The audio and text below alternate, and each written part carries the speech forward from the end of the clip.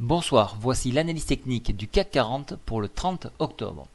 Alors aujourd'hui, on a des volumes anémiques, 1,7 milliard, c'est rien. Donc il est difficile de prendre une direction avec si peu de volume. Donc il y a Cindy qui arrive sur les US. Est-ce que ça fait peur au marché? Le marché n'a pas tourné d'ailleurs, a été bloqué sur Euronext. Donc ça a été un gros problème. Et ça va jouer énormément plutôt pour demain. Donc aujourd'hui, on a été un petit peu en stand-by. On attend que les États-Unis se réveillent. Alors, on va regarder quand même les indicateurs, les calendriers économiques, pardon. Demain, minuit, on regardera le taux de chômage au Japon. Ça peut être très intéressant. Ainsi que la production industrielle qui était fortement affectée. Voilà, on va voir un petit peu si cela se redresse. Alors, si ça se redresse, ça pourrait être très intéressant. Ça pourrait repartir à la hausse. On va regarder également à 9 heures le PIB espagnol. Ça c'est très important. Et bien entendu le discours de Draghi qui se passera à 9 heures. Donc ça peut être, c'est pas que ça peut être, c'est très important. Le taux de chômage allemand, on verra s'il continue d'augmenter. Donc ça aussi, il y a beaucoup de statistiques le matin qui peuvent vraiment influer sur les cours. On regardera le BTP italien à 5 ans et 10 ans, voir un petit peu s'il se maintient. Actuellement, il se porte bien, donc dans cette optique-là, on devrait avoir de beaux chiffres.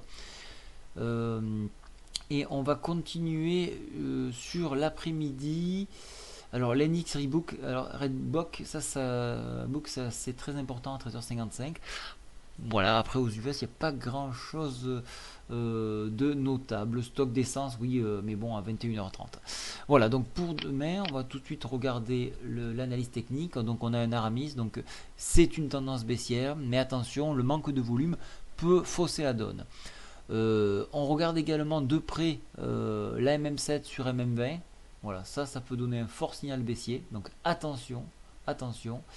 Donc pour les haussiers, au dépassement des 3434, on évite ce croisement là, donc on pourrait repartir au contact des 3450 points.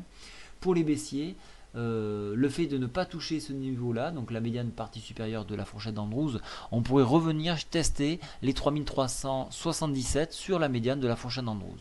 Alors si je regarde les indicateurs techniques, le stochastique est toujours dans une vague baissière, mais commence de s'essouffler à la baisse. Donc on fait attention sur ce point là, il est toujours négatif.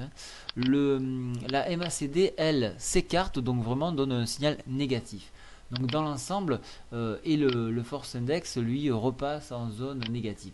Donc dans l'ensemble, on a quand même quelque chose de très négatif pour demain. Donc attendons un peu de voir malheureusement les dégâts qu'on pourrait avoir aux États-Unis pour se donner une tendance, et bien évidemment le Japon, comment il se redresse. Donc pour moi, demain, je reste assez neutre. Je prendrai peut-être sur repli, mais pour l'instant, je préfère rester neutre.